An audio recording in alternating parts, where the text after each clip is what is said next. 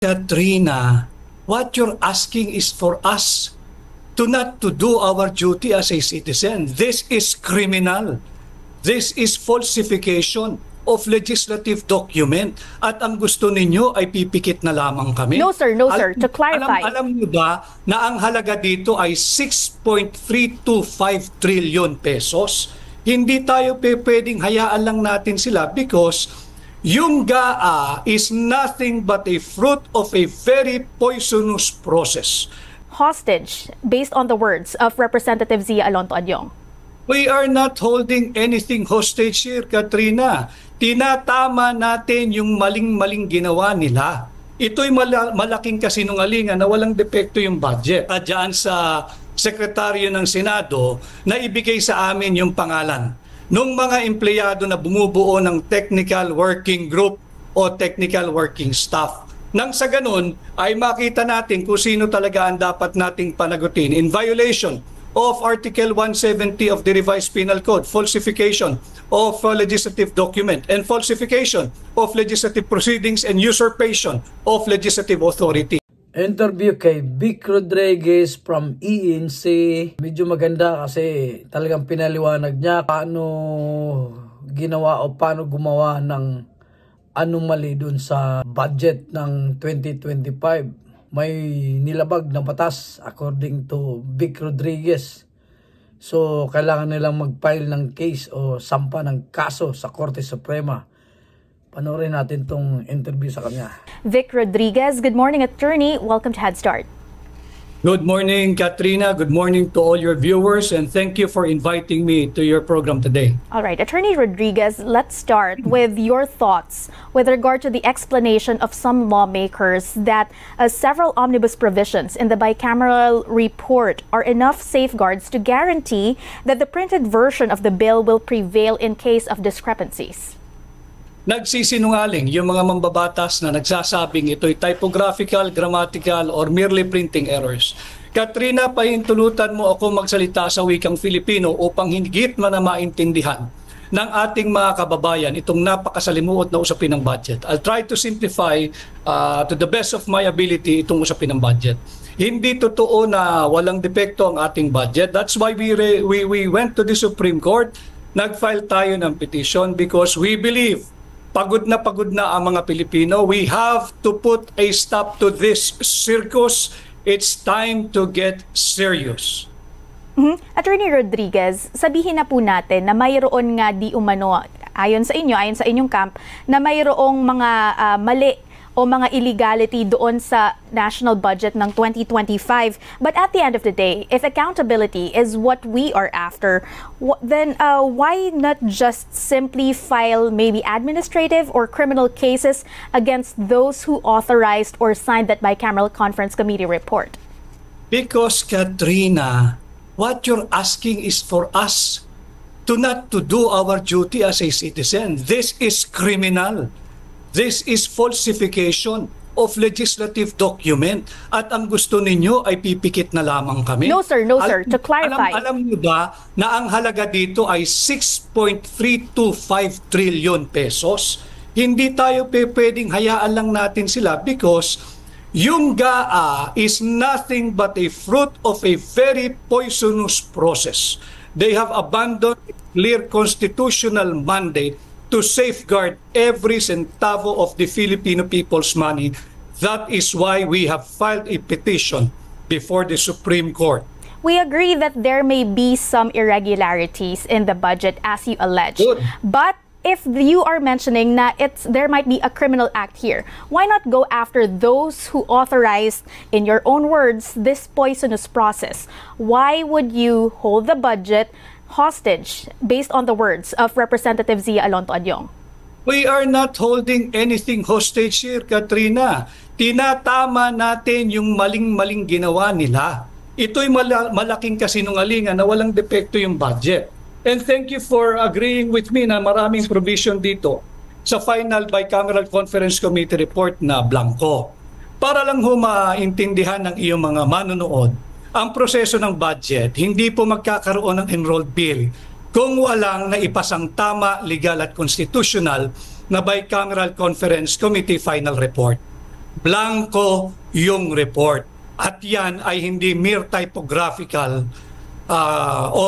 printing error or grammatical error. Kitang-kita dyan sa screen ninyo, panay blanco, daang bilyong pisong blanco. Hindi natin pwedeng palagpasin ito. Sapagkat ito'y pera ng Pilipino, hindi pribadong pera ng mga mambabatas. That is why nag-file tayo ng petition for certiorari and prohibition before the Supreme Court because we feel na napakaraming violated constitutional provision. And let me just guide our viewers, Katrina, hindi lamang yung blanco, pati yung pagbibigay na zero budget sa PhilHealth ay aming tinalakay dito sa aming petisyon.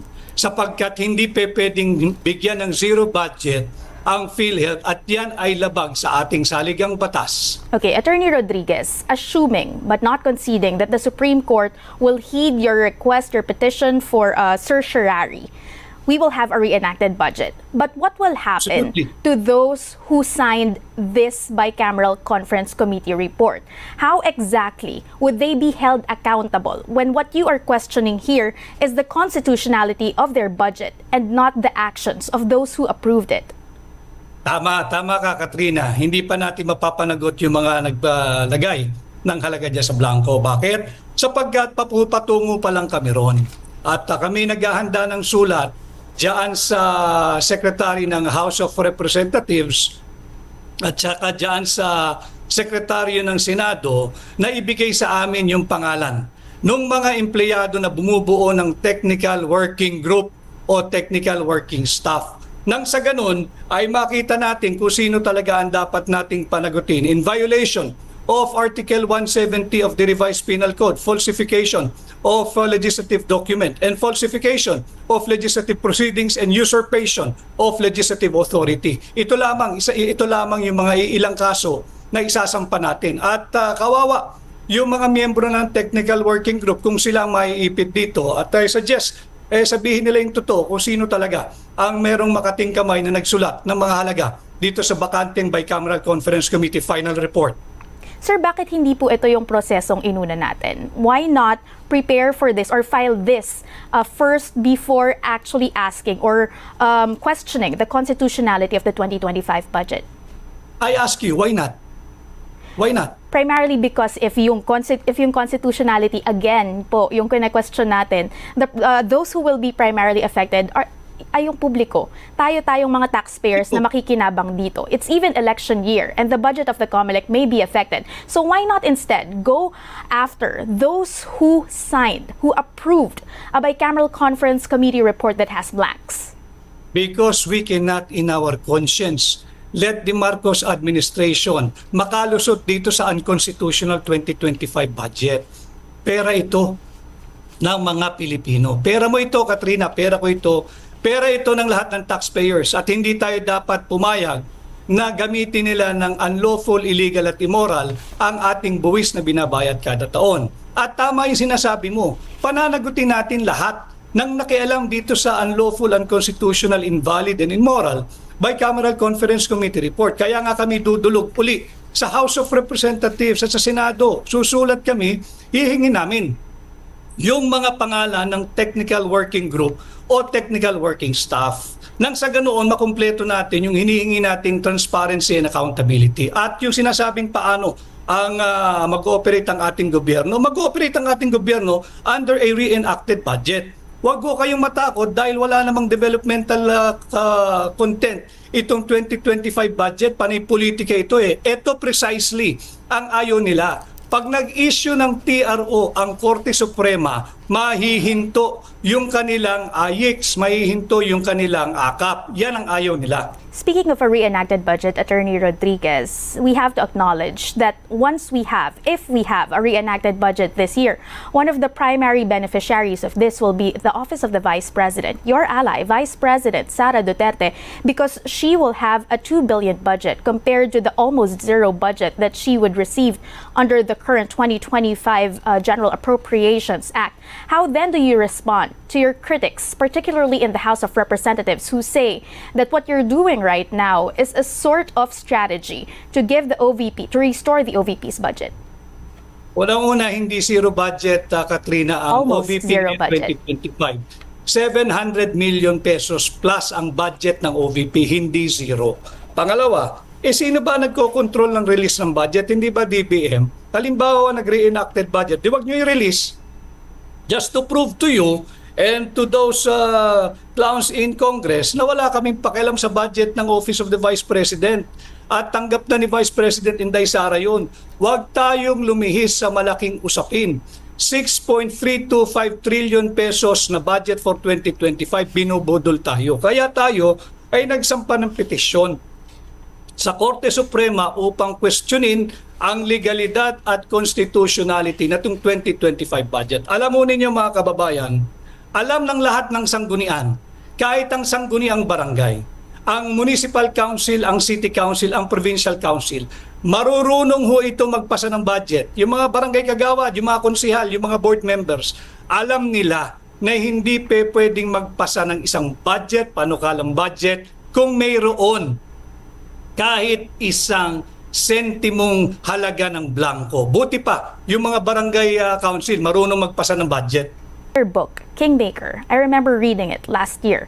You gave Thank you. details on how key personalities in the Marcos administration pushed you out, eased you out of the current government, particularly as executive secretary.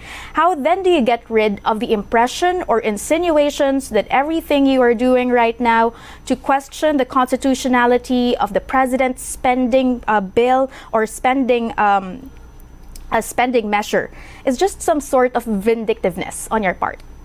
It's a clear vindication on the other hand, Katrina, sapagkat kaya ako tumalikod sa aking tinulungang administrasyon na mabuo at sa ngayon naglilingkod bilang Pangulo dahil lihis na yung langdas na kanilang tinatahak doon sa aming ipinangako sa mamamayang Pilipino na kami ay magsisilbi ng tapat at hindi magnanakaw at lalabanan ang korap. Ito'y pagpapatunay na tama yung aking naging desisyon na umalis na lamang bilang Executive Secretary at huwag tanggapin ang aking appointment bilang Presidential Chief of Staff.